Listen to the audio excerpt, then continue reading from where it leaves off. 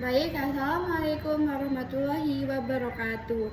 Perkenalkan, nama saya Ayunda Wardaini Mawardi dengan NIM E1E024174, berasal dari kelas 3C, akan membacakan dongeng si kancil yang mencuri mentimun. Pada suatu hari yang terik oleh sinar matahari, kancil berlari sekuat mungkin untuk melarikan diri dari kejaran serigala yang hendak menerkamnya hidup-hidup. Ia masuk ke dalam kebun sayuran yang sangat tampak subur. Setelah menggali lubang untuk masuk ke dalam kebun yang dipagari itu, kancil bersembunyi di sana dalam beberapa menit. Ketika memastikan serigala telah melewati kebun tanpa berpikiran kancil yang sedang bersembunyi di sana, rasa lapar dan haus membuat kancil berjalan mendekat ke arah mentimun yang tampak sangat segar. Ya, aku sudah berada di ladang manusia. Wah, ini ladang mentimun. Mungkin aku bisa berkeliling dan melihat beberapa timun terlebih dahulu. Namun, sebelum kancil berhasil memetik satu mentimun, kedatangan Pak Tani membuatnya melarikan diri secepat mungkin. Keesokan harinya, kancil masih menginginkan mentimun tersebut yang kemarin dilihatnya di kebun itu. Dari kejauhan, kancil mengamati dengan teliti. Kebun sayuran itu masih tampak kosong. Tanpa membuang-buang waktu, kancil segera menyelinap masuk. Ia memetik 3 buah mentimun dan melahapnya di pinggir kebun.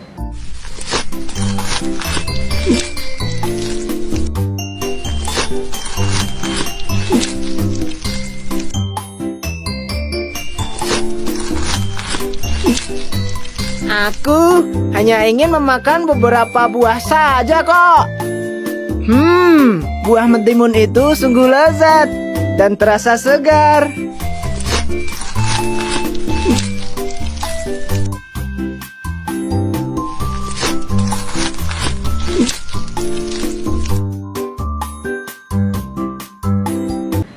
Kancil mengulangi hal itu selama 3 hari berturut-turut. Nah, Pak Tani mulai curiga nih bahwa ada yang tidak beres dengan kebunnya. Dia melihat banyak mentimun yang rusak dan hilang. Kenapa kebunku jadi berantakan? Timun-timunku juga habis tidak tersisa. Siapa yang telah berbuat seperti ini?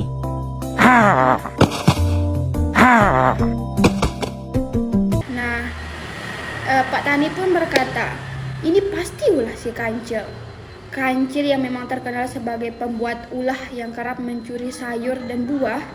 Pak Tani yang geram dengan ulah kancil mulai menyusun rencana untuk menangkapnya. Pak Tani menemukan lubang yang menjadi jalan masuk bagi kancil untuk menyelinap ke kebunnya. Dengan cepat, Pak Tani menggali lubang yang lebih dalam di dekat lubang yang digali oleh kancil tersebut. Setelahnya, ia menutup lubang itu dengan kayu kecil dan dedaunan. Pak Tani tersenyum puas melihat perangkap yang telah ia buat untuk menjebak kancil. Setelahnya, ia pulang ke rumah dengan yakin bahwa kancil akan masuk ke dalam perangkapnya. Nah, selanjutnya, keyakinan Pak Tani membuahkan hasil yang diharapkan ketika keesokan harinya. Kancil berusaha menyelinap masuk ke kebun itu. Sebelum kancil masuk ke lubang yang ia gali, pada beberapa hari yang lalu, kancil terlebih dulu masuk ke dalam perangkap Pak Tani. Dia terpelosok jatuh ke dalam lubang yang dibuat oleh Pak Tani. Nah, kancil berpikir keras nih untuk menemukan cara melarikan diri. Tapi pikiran cerdiknya mulai bekerja ketika ia melihat dari kejauhan kura-kura mendekat ke arah lubang yang merangkap kancil. Dia pun segera memanggil kura-kura tersebut yang lewat tadi. Nah, kenapa kau di sini, kancil? Tanya kura-kura penasaran.